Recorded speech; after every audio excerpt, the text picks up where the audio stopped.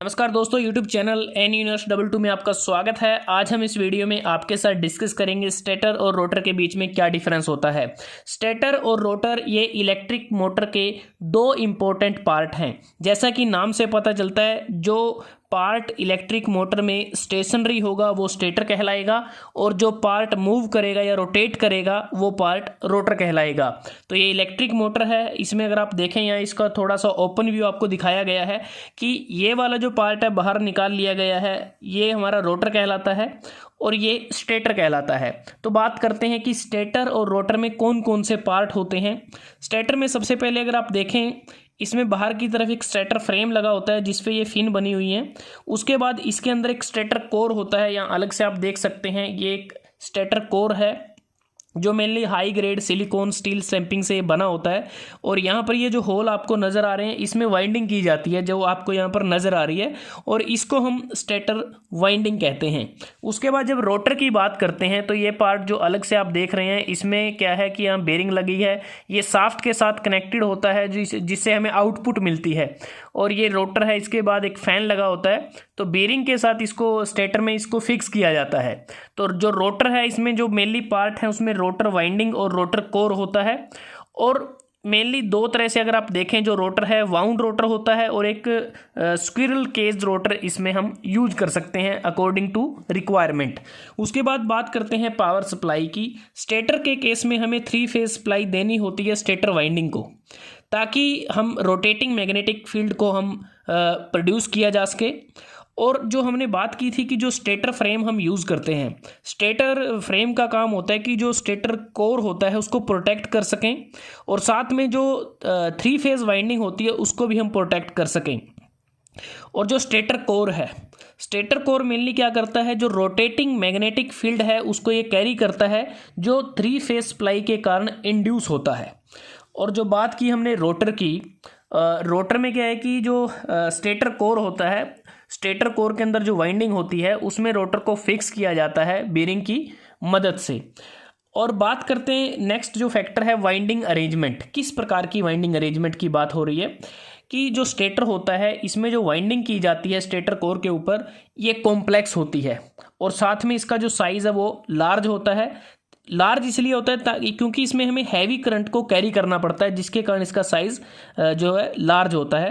Rotor में जो winding की जाती है उसका साइज़ कम होता है स्टेटर वाइंडिंग के कंपैरिजन में, और उसको करना भी थोड़ा आसान रहता है।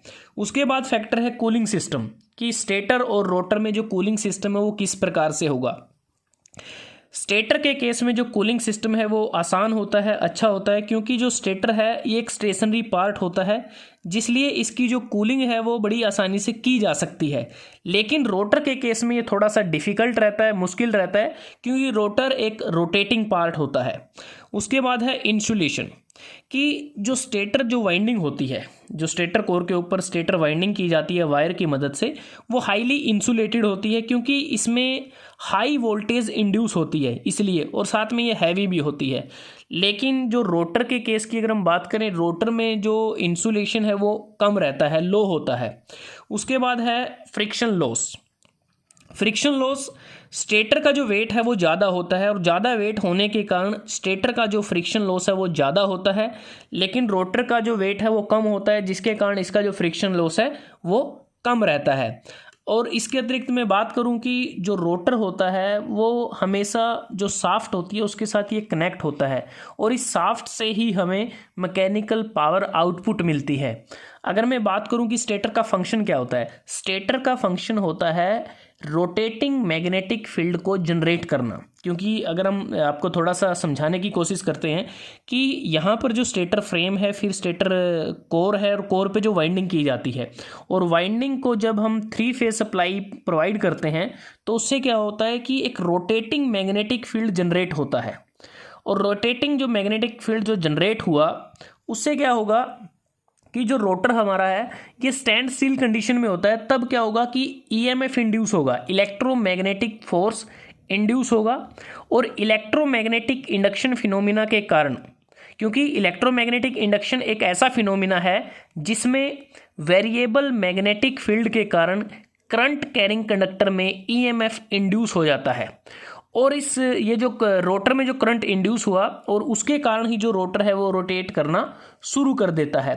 और एक बात मैंने पावर सप्लाई की थी कि स्टेटर के केस में हमें 3 फेज पावर सप्लाई की रिक्वायरमेंट होती है, लेकिन रोटर के केस में रोटर वाइंडिंग को एक्साइट करने के लिए हमें डीसी सप्लाई का प्रयोग करना पड़ता है।